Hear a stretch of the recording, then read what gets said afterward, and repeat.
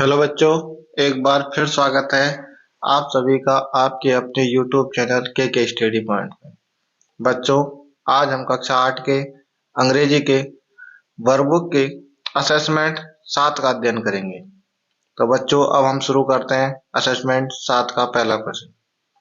बच्चों, अगर आप हमारे चैनल पर नए हो तो इसे ज़्यादा से ज़्यादा लाइक, शेयर और सब्सक्राइब करें। तो देखो, पहला क्वेश्चन है, take the odd one out, यानी कि इनमें से जो अलग है उस पर टिक का निशान लगाना है, सही का निशान लगाना। देखो, अंडर नीचे, ऑन बिहाइंड पीछे, ऑन यानी ऊपर, और नोटबुक इसमें क्या अलग है? नोटबुक, क्योंकि ये सभी प्रपोजिशन है और नोटबुक क्या है? एक थिंग्स है, वस्तु है। तो इस पर आ जाएगा टिक नोटबुक पर। किस पर आ जाएगा?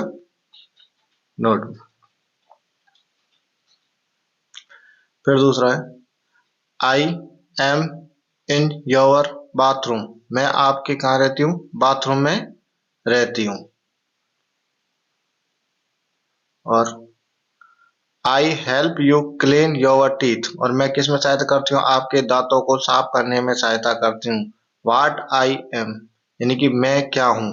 तो बुकेट यानी बाल्टी, टूथब्रश यानी टूथब्रश, डिटर्जेंट या सॉप। तो ये क्या है? टूथब्रश थे जो हमारे दांतों को साफ करती है, और उसको क्या कहते हैं? टूथब्रश।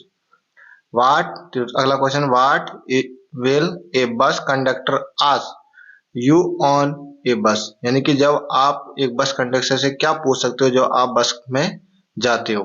तो वाट विल यू ईट, आप क्या खाओगे? वेयर विल यू गो, यानी कि कहाँ जा रहे हो? आप कहाँ जा रहे हो? तो ये पूछ सकता है बस का conductor, where will you go, यानी कि आप कहाँ जा रहे हो।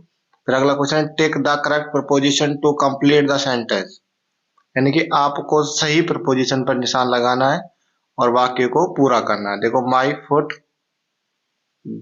Got catch the door and the wall, it hurts, यानी कि मेरा पैर दरवाजे और दीवार के बीच में आ गया है। इट हर्ट्स यानी कि बहुत दुखदाई था। तो बिटवीन आएगा, बीच में, यानी क्या आएगा? बिटवीन। तो इसमें क्या जाएगा? Preposition between. फिर अगले प्रश्न पे चलते हैं। देखो, right a paragraph on trees, यानी कि आपको एक पैराग्राफ लिखना है किस पर? पेड़ों पर। तो देखो, पहला एक सेंटेंस लिखा है, there are very important to our lives, यानी कि हमारे रहने के लिए बहुत महत्वपूर्ण है। कौन? पेड़। Trees gives, trees gives us fresh air and breath, यानी कि पेड़ हमें क्या देते हैं? फ्रेश हवा, यानी कि शुद्ध हवा, और श्वसन के लिए, किसके लिए? श्वसन के लिए शुद्ध हवा देते हैं। Trees gives us fruits and vegetable, tree हमें क्या देते हैं?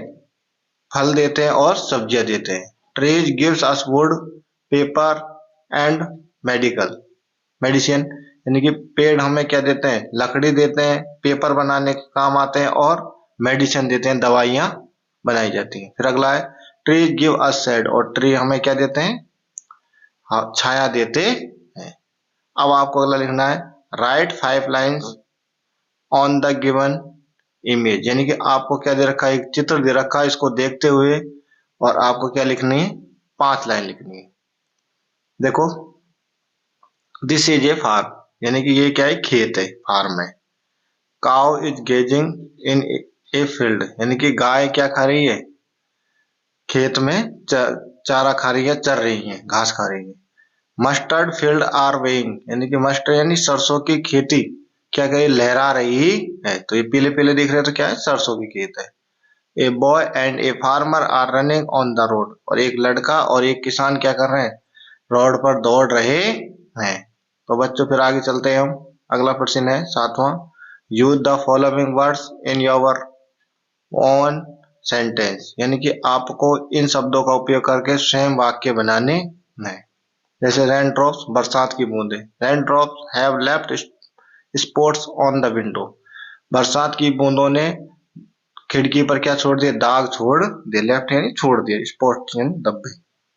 फिर रोल, रोल यानी गोल होना या लिपट जाना। The ball roll into the net, और जो बॉल थी वो किसमें? जो जाल में लिपट गई है, नेट में लिपट फिर है वरिष्ठ यानी कलाई, आई लव योर वरिष्ठ वॉच, यानी कि मैं आपकी कलाई की घड़ी को क्या करता हूँ, पसंद करता हूँ या प्यार करता हूँ। स्मेल, स्मेल यानी गंध, what is your favourite smell, यानी आपकी पसंदीदा गंध कौन सी है या सुगंध कौन, तो इसमें लाए, तो इसमें क्वेश्चन मार्क आएगा, लास्ट में क्या आएगा, क्वेश्चन मार्क। फिर right the 5 name of 5 things that you can see around you, यानी कि आप कोई 5 वस्तुओं के नाम लिखें जो आप चारों तरफ देखते हैं, जैसे ह्यूमन, ट्रीज, ह्यूमन यानी आदमी, ट्री यानी पेड़, रोड यानी रोड्स सड़क, एनिमल्स यानी जानवर, और व्हीकल्स यानी साधन। तो बच्चों इस प्रकार हमारा असेसमेंट 7 पूर्ण होता है। थैंक यू, धन्यवाद।